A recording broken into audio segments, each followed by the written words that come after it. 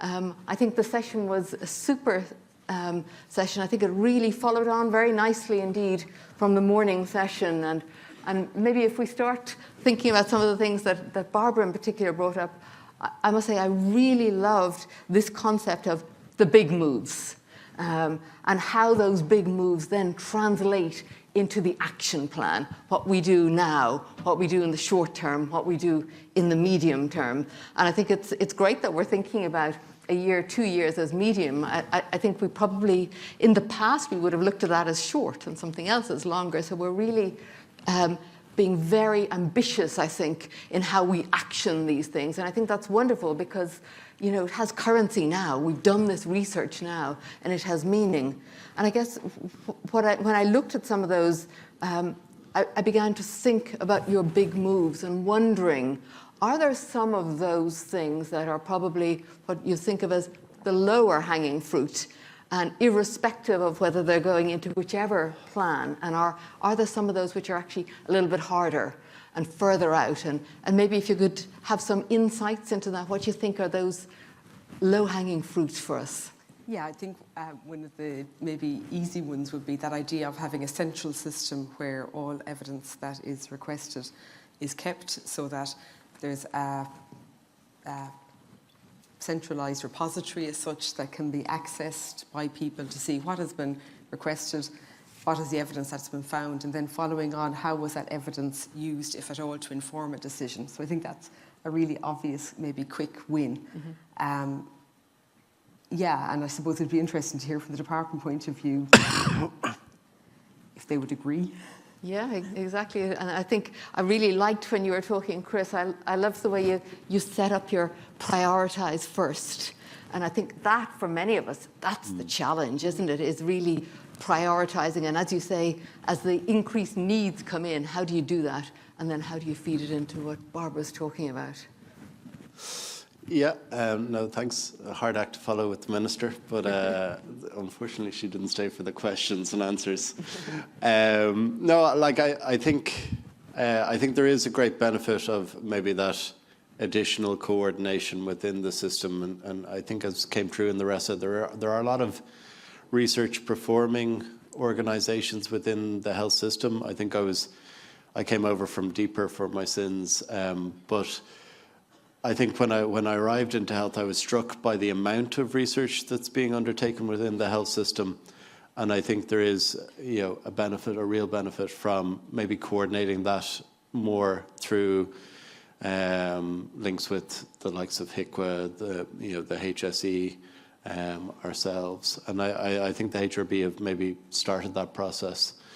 I think there's probably also around that translation of demand into need, there's probably maybe more structured ways that could be undertaken as well, and maybe drawing on some of the HRB facilitators or people who are skilled in facilitation, that an understanding of research questions that can kind of work with maybe some of the policy divisions to draw out, you know, what their real major challenges are over what period of time, and then convert those challenges into discrete research questions that then it either falls to ourselves or to the HRB or to academia to kind of pursue. So that would be my thoughts. And then, Brian, I think one of the things that came through this morning, and indeed quite in Barbara's research, was consistency and not depending on all of these informal networks. And I think the example you had and the recommendation to bring into the space a forum, so a network. Can you tell us a little bit more about that and how that can help us maybe in having consistent quality and getting away from that informality? Yeah, I think we're going to have informality anyway. It's just part of the system. But we're in I think, an unusual situation in drugs in that we have extremely good data because we work closely with the European network, and it's coordinated. I think we're at an advantage compared to other areas. But even though we have really excellent data, and there's good drug data in longitudinal studies as well, our research is quite fragmented. It's based on a particular need at a particular time. There's no sense of it being a coherently planned. I think the research network, one of its main priorities will be to prioritise research, and that'll be based on a policy need as well. It won't be determined completely by policy, but they'll have a big input into that. So that'll give it a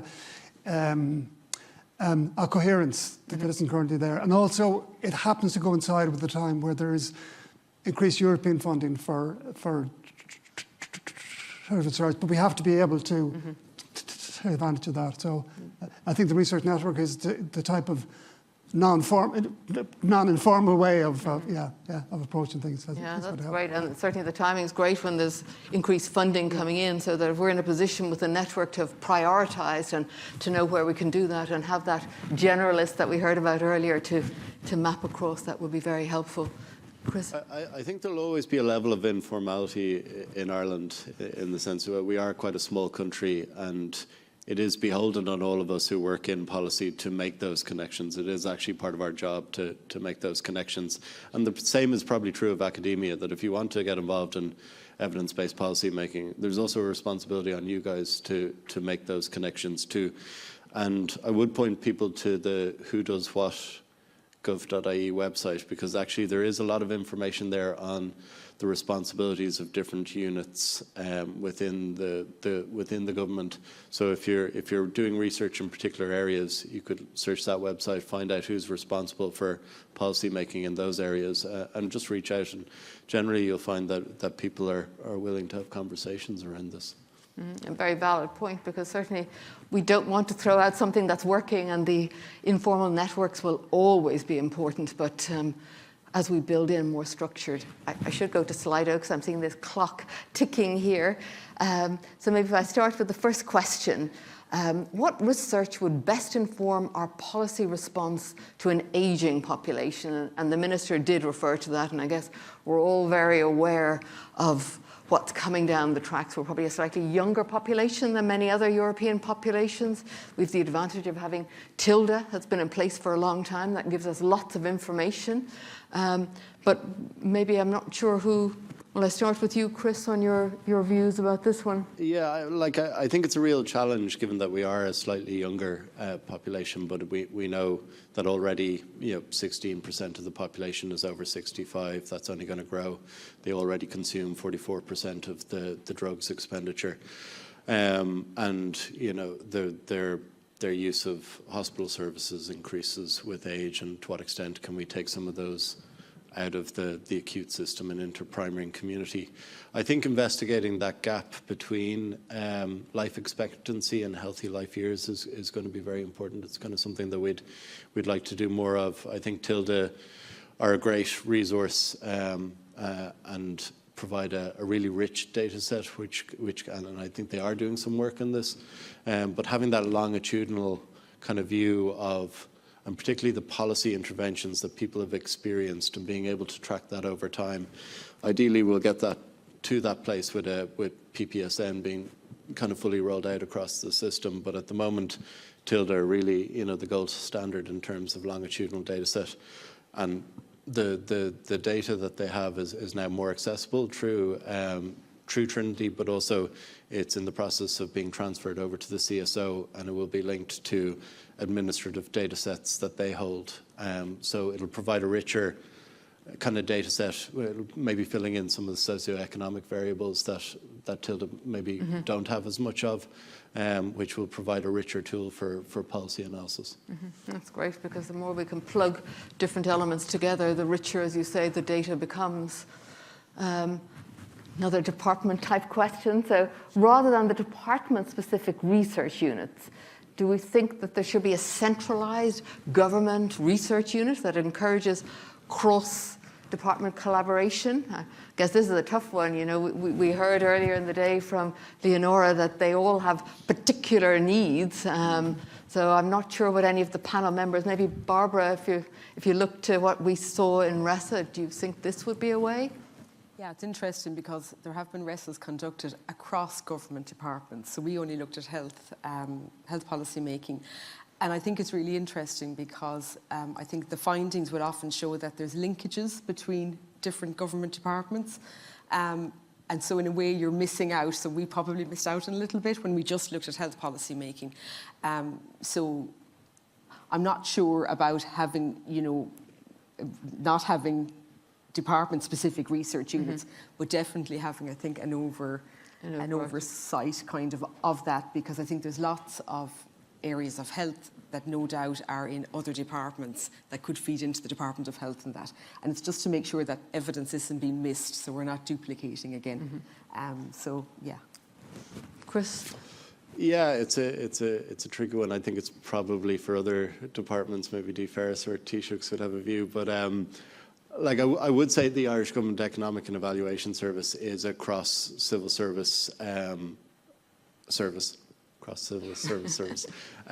So there's economists and evaluators and social scientists in every government department now, and the service was set up in 2012 to, I suppose, learn from the mistakes of the financial crash and to improve the use of data within the civil service decision making. So that now is, and there is mobility opportunities between different departments, so that, I might have started my career in DPER, but now I'm in the Department of Health, and you're able to bring some of the diversity of experience that you have. I think DFERS are probably trying to link the structures through the Civil Service Research Network so that different departments can learn from each other. I think in health, to be honest, that we're probably at the frontier of some of the departments in terms of having direct access to the Health Research Board, and having published the Statement of Research Priorities and developed different evidence for policy calls, evidence synthesis service. So I think other departments are maybe learning from some of that experience, which is good, but there's always opportunities for two-way kind of learning. But I think that policy challenges are probably unique in different departments, and you have to have a real understanding of the policy context in order to be able to do effective and impactful research. So it sounds like what's being done on the cross-collaboration and getting everybody in the room and having certain standards has probably more value than actually having everybody under one big department. So those connectivities, consistency of quality, I guess, but the connectivity, very important. Ooh, we're heading into the red, and there was a question there that I really liked, but it's gone away. Something about a Formula One driver and your bicycle, Chris. So I think we've lost that one. So maybe let's go to the one there. Is there a space for PPI and clinician experience in research-informed policy development in Ireland? So earlier mentions of focus groups. I think we haven't really spoken, there have been mentions of PPI, but clearly, Brian, everything we do within the HRB is very much with a PPI mindset, maybe thinking about your area. What are your thoughts here? Yeah, I think it's been a core part of research in drugs and alcohol, well, I suppose illegal drugs rather than alcohol as such. The idea of lived experience is probably it's more informal term than PPI, but I think the principles are the same. There are NGOs that work directly with people who use. I think you need that medium between the individual who's experienced a difficulty and the researcher.